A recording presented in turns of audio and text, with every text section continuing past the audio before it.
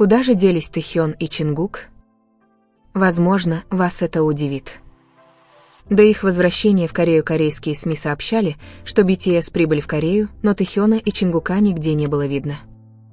Ходили упорные слухи, что они все еще в Японии, проводя там еще один день, завершая свой отпуск. Один из сотрудников, работавших с BTS, также подтвердил, что Тэхён и Чингук действительно все еще в Японии. Я понимаю, что эта новость может быть трудной для восприятия. Однако, пожалуйста, дайте им возможность побыть наедине с собой и уважайте их.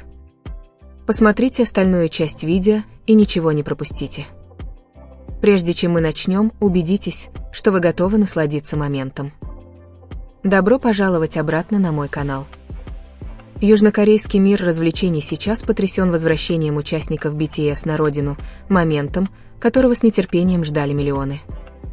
Однако за шумом затворов фотоаппаратов в аэропорту скрывается нечто странное, что вызывает вопросы у внимательных наблюдателей. Местные СМИ сообщили, что вся группа прибыла в Сеул. Однако Ким Тэхёна и Чингука нигде не было видно. Их отсутствие вызвало волну бурных предположений среди фанатов и пользователей сети по всему миру.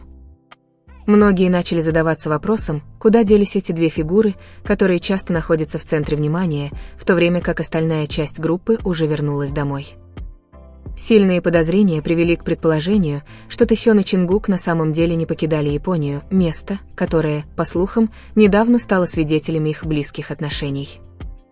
Вместо того, чтобы спешить с возвращением по плотному графику, они, как полагают, решили остаться в стране восходящего солнца еще на один день.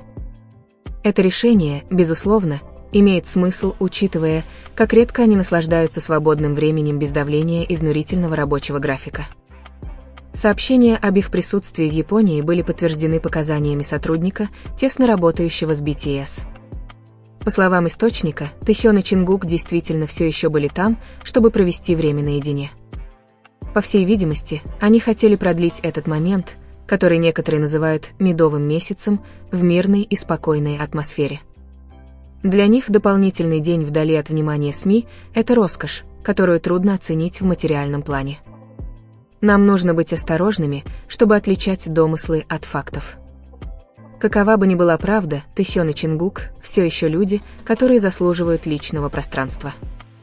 Пришло время дать им ту приватность, которую они заслуживают. Несмотря на то, что они – мировые звезды с беспрецедентной популярностью, они все же заслуживают того, чтобы жить жизнью, которая не всегда должна выставляться на показ. Уважение к их частной жизни означает поддержку их психического и эмоционального благополучия, позволяя им оставаться здоровыми под огромным давлением индустрии. Пусть они наслаждаются временем, проведенным вместе, без бремени страха перед публичным осуждением. Тэхён и Чингук – два человека, которые, независимо от их отношений, заслуживают того, чтобы чувствовать себя в безопасности. Их привязанность часто вдохновляет многих продолжать верить в искренность в мире, который часто кажется искусственным. Для некоторых поклонников видеть их счастливыми и заботливыми друг о друге – это повод продолжать жить каждый день. Дополнительный день в Японии может показаться нам коротким, но для них это может быть значимым глотком свободы. Там они могут идти бок о бок, не беспокоясь о завтрашних заголовках, обмениваясь историями, наслаждаясь местной кухней или просто глядя на одно и то же небо в мирной тишине. Такие простые моменты часто укрепляют человеческие связи. Наша поддержка не должна быть бременем, а скорее щитом, защищающим их безопасное пространство. Мы не должны требовать полной прозрачности в отношении личной жизни айдолов. Знание того, что они в безопасности, более чем достаточно, чтобы успокоить тревожные сердца. Давайте будем ждать их возвращения с открытыми сердцами и уважением, не давя на них с требованием объяснений. Когда они вернутся, пусть они принесут позитивную энергию этого короткого, но значимого путешествия обратно в свою деятельность. Нет необходимости в подозрениях или негативных спекуляциях, которые только омрачают то, что должно быть радостным моментом. Оглядываясь назад, некоторые считают, что признаки этого тихого ухода уже были очевидны в их последних публичных моментах. На отснятом коротком видеоряде можно заметить неоспоримую закономерность в языке тела. Взгляд Тэхёна, направленный на Чингука, словно намекает на план, известный только им двоим. Небольшие взаимодействия, такие как короткие шепотки в толпе и едва заметные, многозначительные улыбки, часто интерпретируются не как просто коллегиальные отношения, а как безмолвное общение двух людей, стремящихся на мгновение отвлечься от бремени сцены и обрести покой. Движения Чингука, которые казались более защитными и внимательными, чем обычно, также были восприняты как знак перед тем, как они окончательно исчезнут на некоторое время. В их выражениях не было тревоги, только спокойствие, как будто они были готовы оставить шум вспышек фотокамер и отправиться в более тихий день в Японии. Они представляли себя в уголке Японии, вдали от утомительных огней Токио. Под фиолетово-оранжевым закатным небом Тэсён и Чингук могли бы прогуливаться по тихой улочке в сопровождении шагов и прохладного ветерка. Чистый, спокойный японский воздух предлагал им убежище, которое они вряд ли смогли бы найти где-либо еще, место, где можно было бы снять маски, насладиться ароматом традиционной древесины или посидеть у озера, попивая теплый чай. Эта спокойная атмосфера ощущалась как объятие после хаоса глобальных графиков. Каждый угол улицы, мимо которого они проходили, словно молча наблюдал за их неторопливыми шагами, роскошь времени, которой они наконец-то могли полностью распоряжаться. В этой истории они провели дополнительный день без каких-либо грандиозных планов.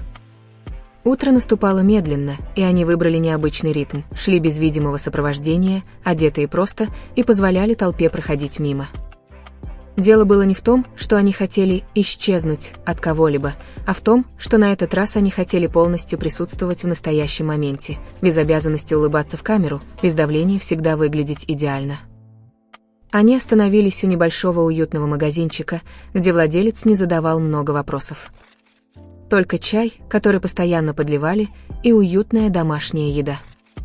За узким столиком их разговор был ненавязчивым, они говорили о мелочах, по которым больше всего скучали, о незаконченных песнях, об усталости, о которой редко давали возможность поговорить, о тоске по дому, который всегда приходил поздно после напряженного графика. Тишина между предложениями не казалась неловкой, а скорее паузой, которой им так не хватало. С наступлением дня они выбрали более тихое место, тропинку, ведущую к виду на спокойную воду и густые деревья. Тэсён шел немного впереди, время от времени оглядываясь, чтобы убедиться, что Чингук идет позади. Чингук, как обычно, мало говорил, но его жесты выражали уверенность. Шаги были размеренными, дистанция сохранялась, словно он заботился о том, чтобы день был безопасным, простым и свободным от тревог. В какой-то момент завибрировали их телефоны, сообщения от персонала, напоминающие о запланированном отъезде. Паники не было. Они уже знали, что день закончится.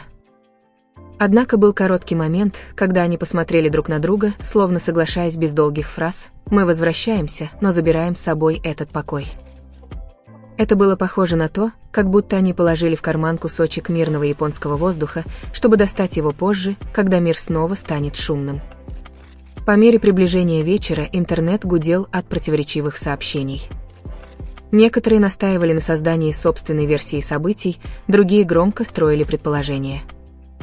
С другой стороны, третьи предпочитали молчать и держаться на расстоянии, понимая, что не все нужно объяснять.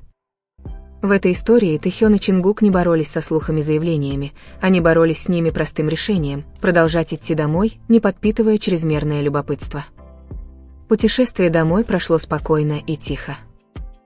Без сенсаций, без объявлений, без попыток что-либо доказать. Когда они наконец ступили на корейскую землю, атмосфера была другой, больше людей, быстрее, больше внимания. Но самым большим контрастом было то, как они держались, более уверенно, более сдержанно. Словно тот единственный день зашил что-то, что мягко разрывало их изнутри. В конце концов, когда они вернулись к своей обычной жизни и снова встретились с остальными участниками, никаких пафосных речей не было. Только легкая улыбка, которую посторонним было трудно прочитать, и короткий взгляд, достаточный, чтобы напомнить им, есть жизнь за кулисами, которую нужно сохранять. А для зрителей этой истории послание было простым: если мы действительно заботимся, мы знаем, когда нужно аплодировать, а когда дать пространство. В тот вечер, после того, как толпа стихла, у Тэсёна и Чингука наконец-то появилось время, чтобы по-настоящему приземлиться. В своей тускло освещенной комнате они без спешки убрали свои вещи, словно боясь, что спокойствие, которое они привезли из Японии, разрушится, если их слишком сильно подтолкнуть. Не было никаких грандиозных планов, никаких долгих разговоров. Только облегчение от того, что им удалось выкроить немного времени, которое обычно отнимает их плотный график. На следующий день вернулась рутина, тренировки, встречи и бесконечный список дел. Но что-то изменилось в их поведении. Они больше не выглядели как два человека, пытающихся ладить друг с другом. Переведя дух, они выглядели как два человека, которые нашли способ задержать дыхание. Одного взгляда, того, как Чингук сделал несколько шагов, или того, как Тэхён сделал небольшой жест, прежде чем перейти из комнаты в комнату, было достаточно, чтобы показать, что они скрывают что-то, что не хотят никому объяснять. За пределами дома публичный голос продолжал звучать громко. Некоторые требовали доказательств, некоторые – разъяснений, некоторые считали себя вправе знать все. В этой истории самым сильным было не то, что они давали, а то, что они скрывали. Они решили не утолять свое любопытство драмой, потому что понимали, не все нужно показывать, чтобы быть правдой. Среди их напряженной жизни был короткий мгновение, когда они встретились взглядами в коридоре, всего лишь мимолетный взгляд, но достаточный, чтобы произнести одну безмолвную фразу «С нами все в порядке». Это был короткий, почти незаметный момент, но именно потому, что он был коротким, он казался искренним. И для них он был ценнее тысячи предположений, которые могли рухнуть в любой момент. История медленно завершилась. Не грандиозным признанием, не сюрпризом, который заставил бы всех поверить.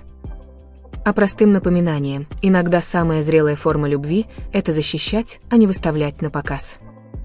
И для зрителя самая искренняя поддержка – это не требовать доступа, а дать им пространство, чтобы они могли оставаться людьми, а не просто персонажами на экране. Спасибо, что досмотрели до конца. Если вы согласны с тем, что уединение тоже является формой поддержки, поделитесь своими мыслями в комментариях и не забудьте поставить лайк, подписаться и включить уведомления. До встречи в следующем видео.